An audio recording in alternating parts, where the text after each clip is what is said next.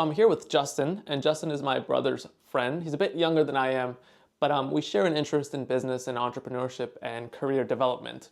So he's always asking me questions, and I thought, why not capture some of his questions and share it with a broader audience? Because I feel like other folks might find this interesting. So I'm going to show you Justin real quick. He's right behind the camera here. Yeah, I'm Justin. Occasionally, I like to ask Ahmed questions just about his career, personal stuff, and I thought it'd be valuable to share. Yeah, so that's Justin. You want to go ahead and ask your first question? Yeah. So, how do you prevent yourself from becoming too complacent in your career and within personal growth? Yeah, for me, to prevent myself from being complacent, I like to look at other people's successes. I like to see other people winning. And by doing so, I'm able to create energy for myself. I find myself more driven when I see other people succeed. And then, there's two different types of people, right? You can be like me and get inspired and get energy from seeing other people win, or you can become envious and look down on others and undermine their successes, right? So the choice is yours. Get inspired or be envious.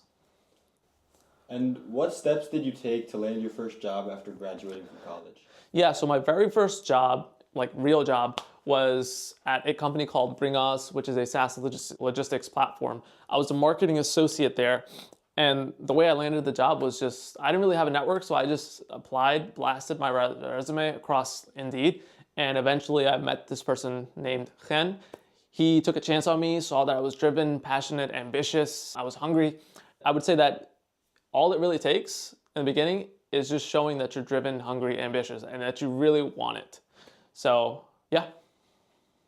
What factors influenced your decision when choosing your college degree? And if given the chance, would you choose that same one today? I chose marketing, and I did that because I thought, okay, there's always going to be a need for marketing, right? But if you were to ask me, like, would I go back and change the degree that I chose? I would say so. I always had an obsession with business, right? And I would say if you want to start a business or you want to go into entrepreneurship, do not study business, right? You are better off studying a subject in the STEM category, studying a subject where you're going to gain knowledge that the common man doesn't have, right? So you're going to gain a competitive edge there. You're going to gain an advantage in terms of starting a business. Having that unique knowledge, you're able to more easily identify windows of opportunity. You're able to see things that the everyday man can't see. Whereas if you study business, they're going to teach you theories and concepts and, ideas that aren't really going to be applicable to someone that wants to start a business. It's more so relevant at the corporate level. So that's just my view on studying business, and that's the way I see my experience. And are there any specific habits or routines that have significantly contributed to your professional and personal growth? In terms of habits, what's worked really well for me is just perseverance. Like, don't feel disappointed, persevere. Don't become negative if you continue to see failures, right?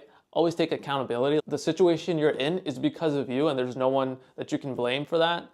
Always try to build bridges, not burn them, and just have the ability to believe in yourself. It's okay if other people don't believe in you. If you do, that's all you really need. How do you typically reinvest the money you earn? Do you prioritize investing in yourself, the markets, or do you have any other ventures? Yeah, good question. I would answer this in a few ways, right? So in terms of investing in yourself, yeah, you should invest in yourself. Spend on education, spend on fitness, spend on health. Those should be priorities. But outside of that, right, in terms of business investments, I'm not really interested in stocks. I don't invest in stocks. I don't invest in crypto. I've done it before. And what I felt was that when you invest in stocks or crypto, there's no action that you can take to influence the stock's performance, right? Like if a stock is plummeting, there's nothing you can do. Whereas I feel like it's more exciting, it's more interesting to invest in something where you can take action and make an impact. Where if something is crashing down, there's something that you can do to prevent that.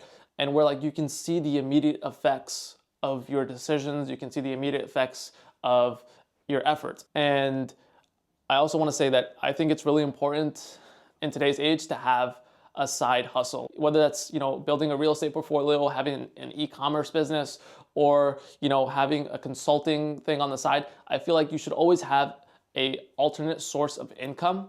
With the investments that you've made and having the additional sources of income, what has that done for you? Yeah, I don't really have to worry about money, or I don't really have to worry about layoffs or something like that. Like, I can do my job with more confidence, with more enjoyment. It just alleviates a level of stress. And I just feel happier, you know? So that's what it's done for me. And in your experience, how has AI impacted the marketing industry? And how do you see it as a challenge, or do you see it as an opportunity you could take advantage of? I really can't say what the impact is going to be. There's going to be folks that will use it to augment their work, and there's folks that will be replaced entirely by AI. So if you educate yourself, learn how other people are using the technology, learn about the latest developments, I think you can stay ahead of the curve. But if you just ignore it, you're going to get displaced. And so I see it the same way I see the internet, right? When the internet started gaining traction, it created new jobs, but it also eliminated a lot. So I feel like AI might do something similar. I might be wrong, right? It might eliminate jobs entirely and not displace them and not create new opportunities. I really don't know. And what do you think the biggest mistake colleges make in preparing students for the real world is? One thing that they really get wrong is, oh, if you want to start a business, it has to be something entirely new and innovative and has never been done before, right? I think that's wrong. I think, there's this quote, right? Like, good artists copy, great artists steal, right? So I think it's perfectly okay to take ideas from elsewhere. And I think it's okay to do a business that already exists and has existed for years. Like, you don't have to do something entirely new. And I think to be innovative, you can't be broke. So if you're a graduate, you're most likely broke. So don't try to be innovative. Do something that works. Do something that you know for a fact is in demand in your market. Stop trying to prove new value if you are broke, because your priority should be to generate income, generate money. And then maybe when everything's stable and you don't have to worry about bills and you're all set, then you can go out, take these immense risks and try and be innovative. At least that's the way I view it. And how do you handle financial setbacks? Yeah, so in terms of financial setbacks, I haven't had too many. Like, I've lost some money in crypto. I've lost money trying business ideas here and there. So look, it's gonna happen. And ultimately, I think that the money that you're gonna earn was destined for you, and what's not destined for you, you're never gonna touch. So yeah, if I lose money, I was meant to lose it. If I make money, I was meant to make it. And I am where I am, not just because of my work, it's because I was destined to be here. So I'm a firm believer in destiny, and that really helps me not worry about finances or not worry about how much I'm making or how much I'm not making. And finally, do you think soft skills or technical skills have had a bigger impact on your success? I do think soft skills are important. I think they are a prerequisite. Like, you have to have soft skills. If you don't have that, you're done, right? I am where I am because I learned some of the soft skills, but then I also found a skill set within a niche of marketing, which is demand generation for tech companies. So I think it's a mixture. Soft skills are 100% necessary. Hard skills are not as necessary as soft skills.